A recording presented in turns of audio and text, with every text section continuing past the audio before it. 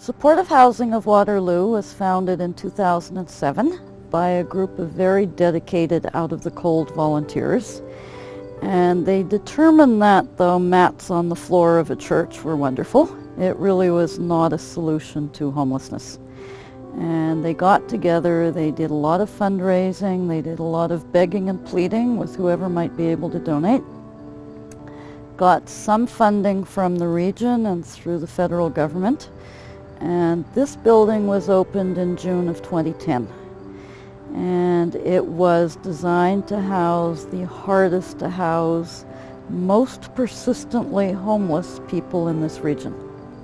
The people who live here now and the people who will move in, should we have vacancies, are people who have had really horrific struggles with living on the streets, with addictions, with mental health challenges, and with feeling incredibly isolated, as though nobody actually cares.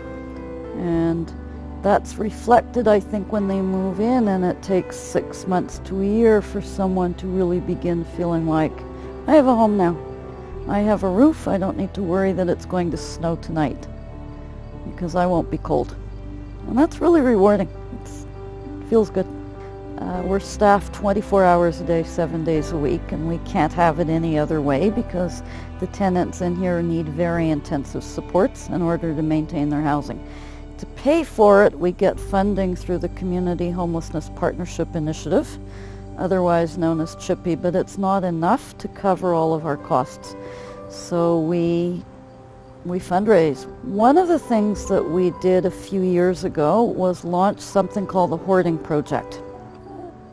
It has been one incredibly interesting and innovative project whereby she goes into people's homes, often with police, fire, bylaw, or support workers, and does an assessment around safety, around housing stability, whether or not someone may be at risk of evictions, because our interest is housing stability. We work with the individual or the family and the various support services and help them address the issues that have created the hoarding disorder in the first place. What we recognized fairly quickly was some of the cleaning that needed to be done for some of these people was above and beyond anything that we would be able to access for them through the marketplace. That what often has been required is called extreme cleaning. It could be syringes, it could be, litter from cats, it could be food that's been lying around for a long time, not the kinds of things most cleaning companies will respond to at all. So we established our own business. And it seemed to me a social enterprise probably made the most sense. That we could then find cleaners, train them, because they needed skills in working with people with mental health issues, send them out to do extreme cleaning and do home maintenance. As we know with people who hoard, they tend to be overly attached to their stuff, and that can often create situations where there's some tension between the cleaner and the homeowner around what can and can't be removed. And I think for regular cleaning companies that might be extremely frustrating. For some, it's made the difference between ending up on the street because they were so close to eviction. For others, it has been life-changing.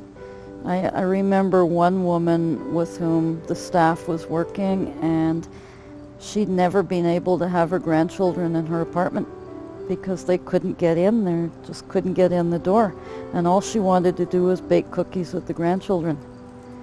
It took cleaning staff a week in her apartment to get it cleaned out.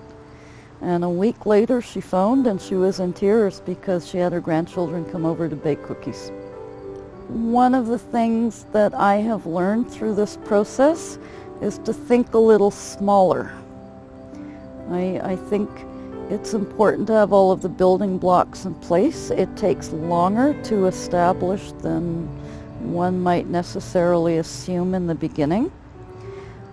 For a nonprofit to run a social enterprise, it means that the board of directors needs to really understand the plan and need to be fully behind it. And they need to make sure it remains separate from their main work.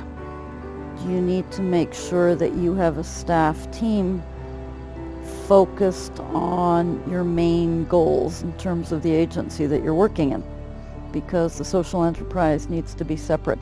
And sometimes it can be a struggle for someone attempting to make sure that both are running well.